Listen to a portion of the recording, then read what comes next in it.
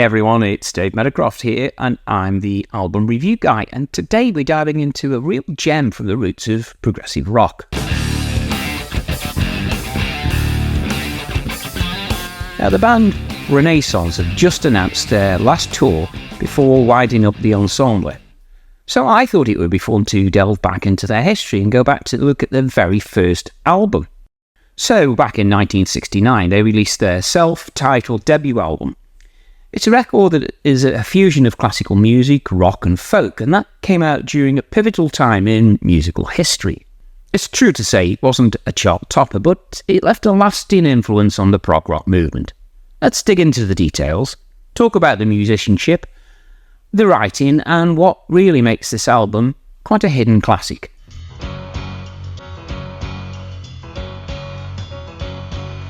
So it was released on Island Records in the UK and Elektra Records in the US.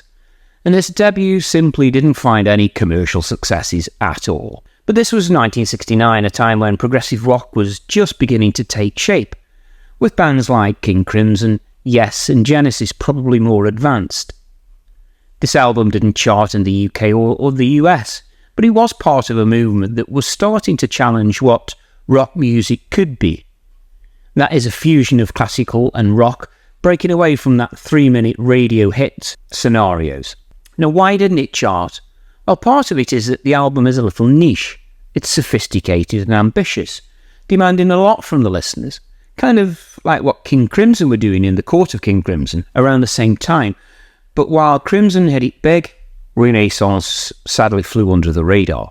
One of the shocks for me is the makeup of the band at this stage. Renaissance were formed by Keith Relf and Jim McCarty, both from the Yardbirds fame, but here they moved away from their blues rock roots into something totally different. The rest of the lineup included, obviously, Keith Relf. He was on vocals, harmonica and guitar, and he brought bluesy edge, but also took a step back to let the music breathe. Then there was Jane Relf on vocals, with her voice adding this ethereal, almost otherworldly quality that's crucial to the band's early sound.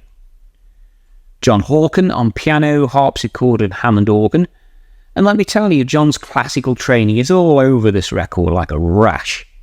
His piano work is like the backbone of the whole of the album.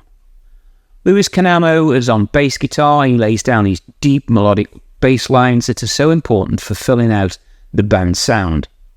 And Jim McCarty is the drummer and percussionist, as well as chipping in with some backing vocals.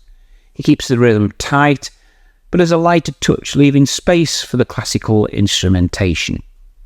Well, I couldn't believe that Annie Haslam wasn't part of this original album, and that was quite the shock for me. Now, most of the songwriting duties at this point fell to Jim and Keith. McCarty in particular wrote many of the lyrics, and you can really hear his introspective, philosophical touch throughout. There's the sense of wonder or reflection, whether it's in the themes of power, innocence or isolation. Keith Relf contributed to the melodies, and together they built these tracks that feel really almost like classical pieces with rock arrangements to them. And speaking of arrangements, John Hawken's piano work is the key part of this. He brings in this classical motifs and techniques that elevate the album above the norm. So you've got this fusion where classical and rock are working together, not just one influencing the other, but truly blending.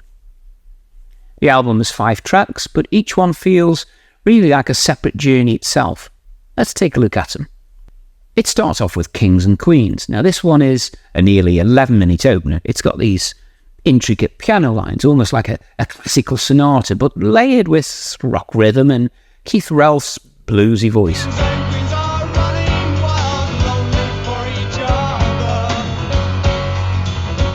The lyrics are deep, pondering the fleeting nature of power. It's got this grand, almost regal feel fitting for the title.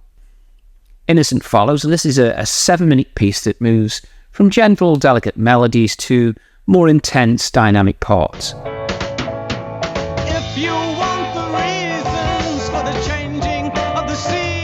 It's about the loss of purity both in life and maybe even in music. Jane Relf's vocals are key here, haunting and ethereal. You really feel that the tension between simplicity and complexity. Next is Ireland. This is perhaps a more melodic track with beautiful harmonies between Keith and Jane. The theme is isolation, again being stranded on an emotional island.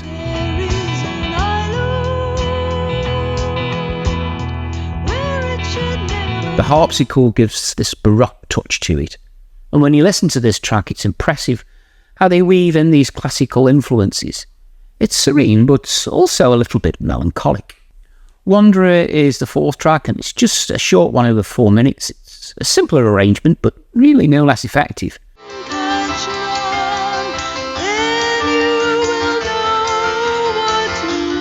The song is about a restless soul searching for something more.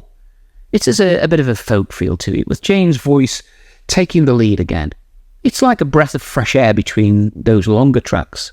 Now, Bullet is the closer, and this is a sprawling 11-minute track that really pushes the experimental side of the band. Now, this is where you hear those extended jams, shifts in tempo, and a darker lyrical theme. It's almost a meditation on violence and inner turmoil.